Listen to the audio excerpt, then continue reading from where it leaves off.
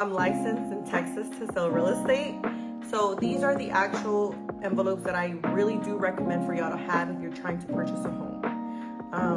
Like I said, I deal with transactions all the time, and this is it. So you for sure have to pay a down payment. I'm gonna give y'all a little real estate 101, because I know some people just don't know, and it's okay to know. And I'm gonna tell you about how much to have in these envelopes and how much to save up.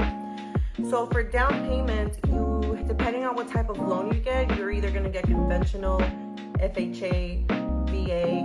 So it just depends. But you know, a lot of people get FHA and conventional. So your down payment will be about 3.5% if you get FHA. If you get conventional, it can be 3.5 up to like 20%. But like traditionally, it'll be just 3.5. So you want to go ahead and save up 3.5. If you want to be safe, 5. But if you're a first-time homeowner, FHA is the way to go because you get more grants and helps and stuff like that.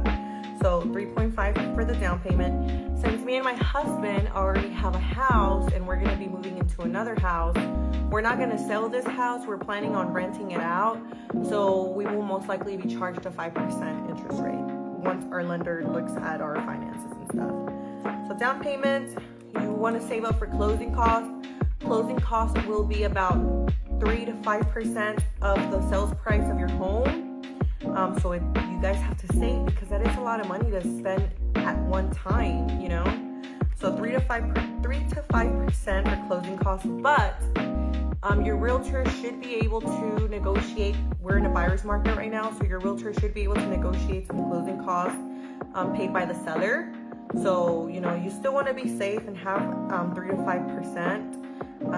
But like I said, always want to save money and buyer's market, so you want to ask the seller to help you with closing costs. Inspection is another expense that a buyer has. You have to have your house inspected. I don't care. Always have a house inspected because it's one of your biggest purchases. You don't want to get stuck in a money pit of a house, so always get an inspection.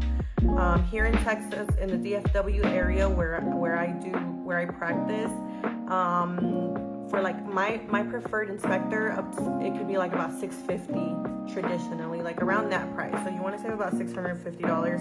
If you're in another state, it'll probably be way more or way less. You do need to get a survey, and this survey is included in your closing cost at the end of the closing sale. But honestly, like I would like to just have everything divided so I know where that is. Survey can be about $600 to $1,000, just depending. And then appraisal, you are going to get an appraisal by your bank, and that is a sales cost that is put into your closing cost. And so it can be a little, you know, it can be a little bit confusing, but I like to just really tell my buyers what each category is. So appraisal, you're gonna have to pay for an appraisal. You know, taxes will also be included into your sales closing tax, your closing cost total.